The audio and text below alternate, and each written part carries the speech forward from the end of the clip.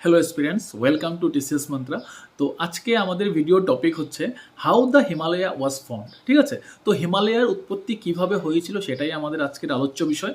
তো দেখো, about 240 million years ago, এখন যেমন আমরা 7টা কন্টিনেন্ট দেখতে পাই, ওই সময় কিন্তু একটা সুপার কন্টিনেন্ট ছিল যার নাম ছিল পেনজিয়া। ঠিক আছে, তো অ্যাবাউট 220 মিলিয়ন ইয়ার্স এগো এই পেনজিয়া ব্রেক হতে শুরু করে।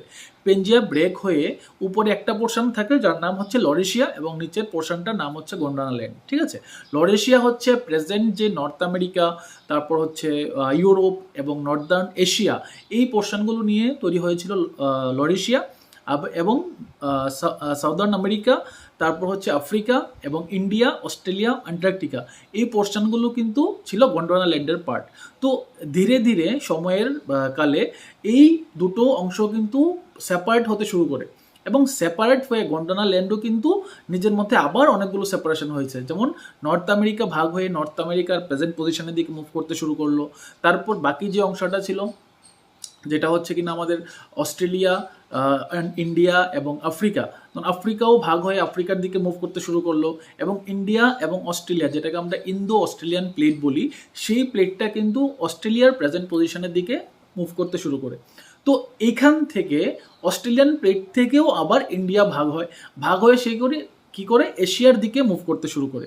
ঠিক আছে, তখন এশিয়ার দিকে মুভ করতে করতে করতে করতে এই প্রসেসটা কিন্তু মানে অনেক দিনের প্রসেস, মিলিয়নস অফ ইয়ার্সের প্রসেস। ঠিক আছে, তখন ওই ইন্ডিয়ান প্লেটের মধ্যেও কতগুলো নদী ছিল, আবার এশিয়ান প্লেটের মধ্যেও কতগুলো নদী ছিল।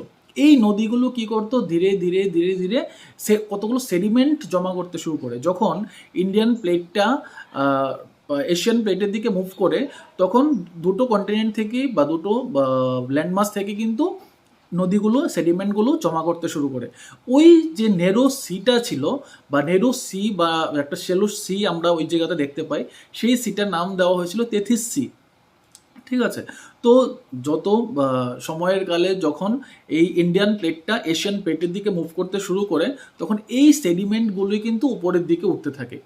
ঠিক আছে, এই সেডিমেন্টগুলো উপরের দিকে উঠতে থাকে এবং হিমালয়ার কিন্তু উৎপত্তি ওইখান থেকে আমরা দেখতে পাই। ঠিক আছে, তো যদিও আরও অনেকগুলো থিওরি আছে হিমালয়ার ফরমেশন নিয়ে, তার মধ্যে অন্যতম একটা থিওরি হচ্ছে স্যার আলফ্রেড ওয়েগনারের কন্টিনেন্টাল ড্রিফট থিওরি, যেটা আজকে আমরা আলোচনা করলাম। Thank you. এই ধরনের আরও ইনফরমেটিভ ভিডিও দেখার জন্য প্লিজ সাবস্ক্রাইব আওয়ার চ্যানেল।